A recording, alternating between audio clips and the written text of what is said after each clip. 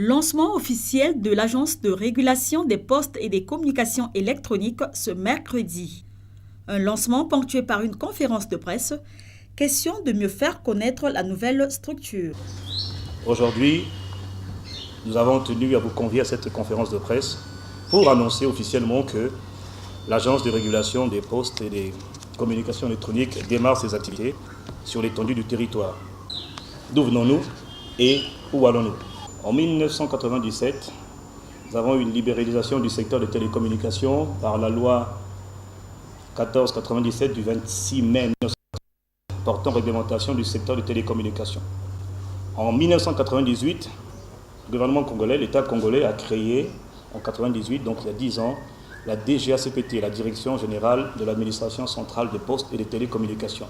La DGACPT, donc jusqu'à 2009, faisait office d'autorité de régulation du secteur des postes et des communications électroniques. Et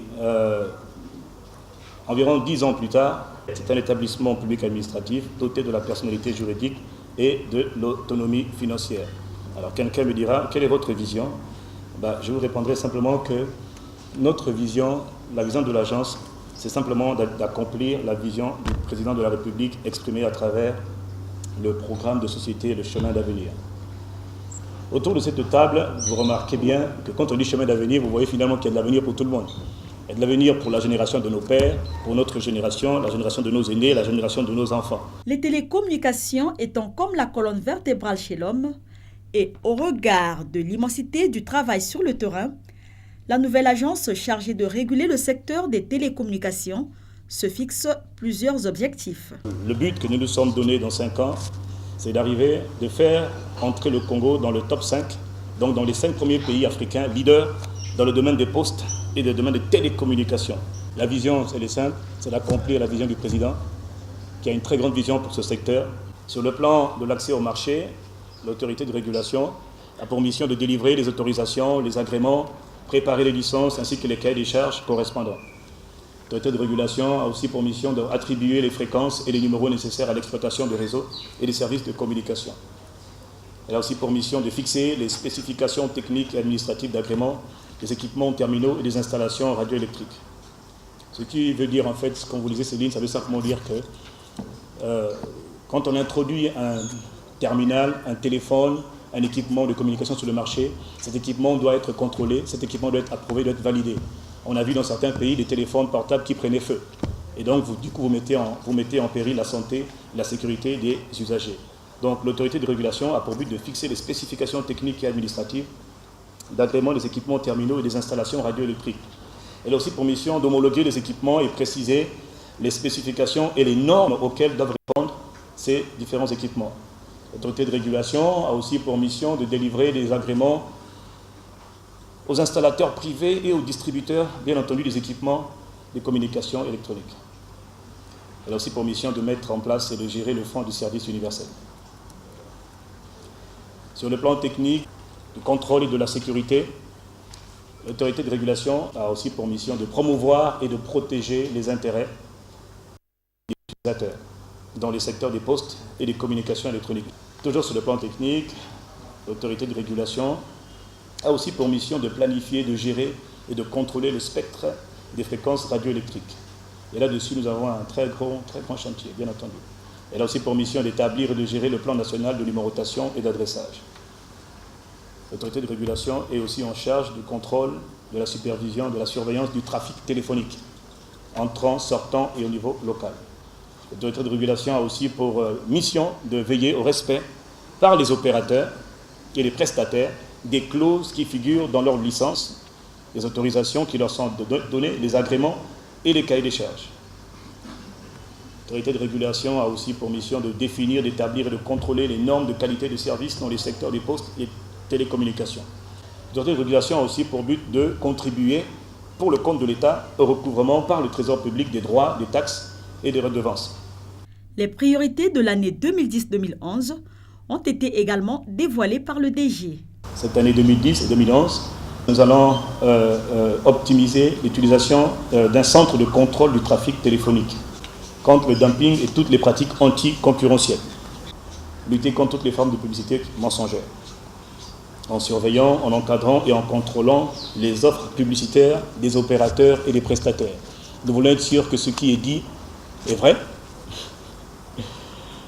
C'est le rôle de l'agence de régulation. S'assurer que justement les publicités ne soient pas mensongères. Nous allons évidemment aussi coordonner et mettre en œuvre le projet de mise en place d'un annuaire public des abonnés. Puis est arrivée la séance de questions-réponses. Les hommes de la plume et du micro ont étalé leurs préoccupations. Comment vous y prendriez-vous pour démanteler des pylônes installés avec autorisation des services publics?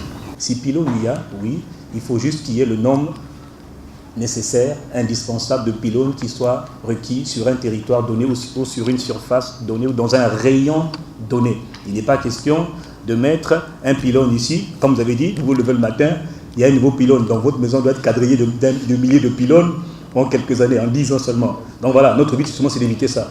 Donc je ne dis pas qu'il ne faut pas qu'il y ait des pylônes, je dis juste qu'il faut que les pylônes soient réglementés. Et puis sur le DG, il y a beaucoup de lois, vous savez, qui ont été prises dans ce pays et qui n'ont pas été suivies des faits, dont l'application a toujours été renvoyée au calendre grec.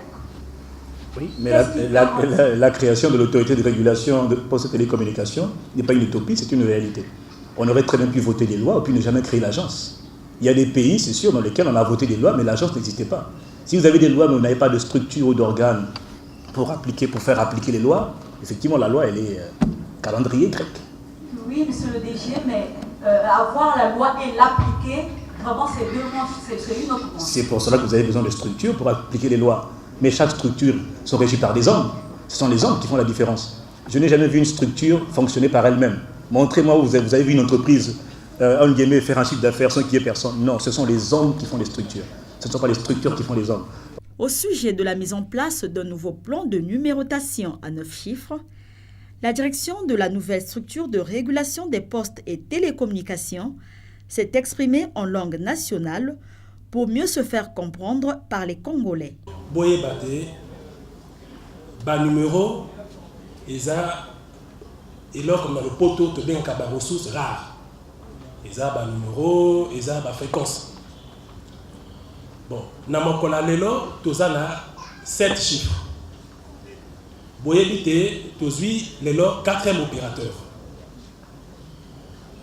Ndenge, bas opérateurs, bas utiliser ba numéro, et ça c'est toujours ndenge moko oyo iso permettre gestion malamu ya numéro. Donc na l'heure de commis ko s'approcher na saturation ya ba numéro oyo toza nango.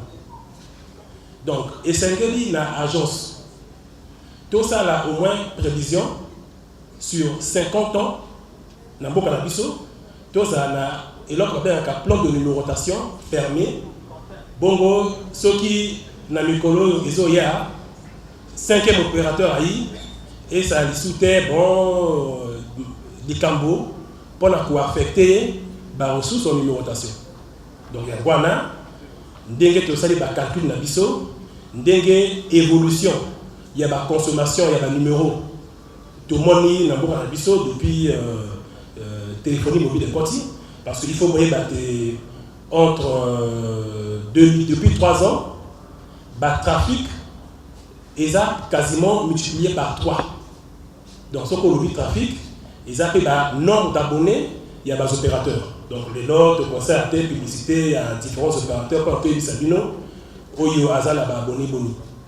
Vous voyez? Donc ça fait que Bisso, en tant qu'organe de régulation, moi ça, la Bisso P, ils ont l'engela, Makabonamboka, de manière à ce que bas opérateurs, bas consommateurs, marcher et se dérouler convenablement.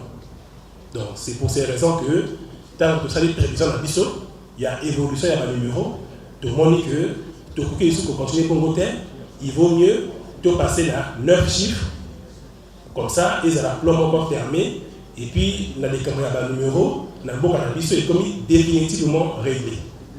Sur ce qui est des fréquences souvent brouillées par quelques pays frontaliers, l'agence saura apporter des réponses à toutes ces préoccupations. Avec l'agence, on a travaillé là, on a mis en place un programme global pour la gestion des fréquences Donc on va dire dans un premier temps, puisque le problème de la RDC c'est un problème très urgent, donc normalement on a un plan global de gestion de problèmes d'interférence, que ce soit l'Angola ou le Cameroun, puisque vous savez très bien qu'il n'y a pas que la RDC.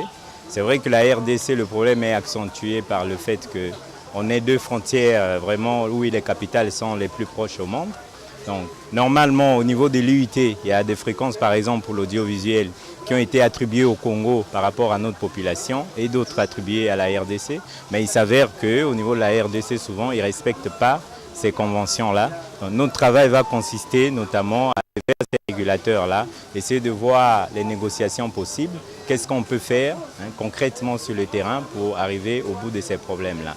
Maintenant, en dehors du problème de l'audiovisuel, on a aussi les problèmes de GSM, puisqu'ils ont des opérateurs comme Vodacom ou les autres opérateurs où parfois le réseau est disponible sur notre pays, alors qu'ils n'ont aucune licence d'exploiter au Congo. Ça fait un manque à gagner pour les opérateurs locaux qui payent les taxes et les redevances. Donc notre travail va consister vraiment à mettre à plat tous ces problèmes avec la RDC et essayer de voir quelle solution diplomatique dans un premier temps on va avoir. Mais s'il n'y a pas de solution diplomatique, éventuellement trouver un moyen à long terme, comment on peut faire pour, s'il y a des aspects à aborder en termes de brouillage. Reste l'application de cette batterie de mesures sur le terrain.